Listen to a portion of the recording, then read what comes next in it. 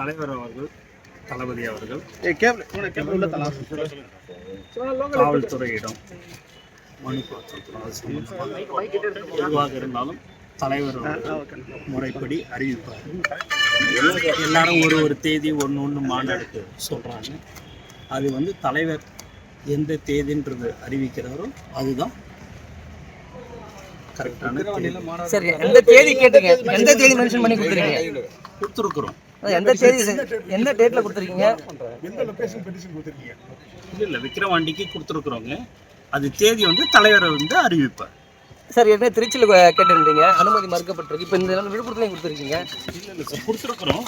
அதான் போலீஸ் அனுமதி கேட்டு கொடுத்துருக்குறோம். தலைவர் வந்து அதை அறிவிப்பார். அந்த மாநாடு விழுப்புரத்தில் தான் சார் நடக்குமா சார்?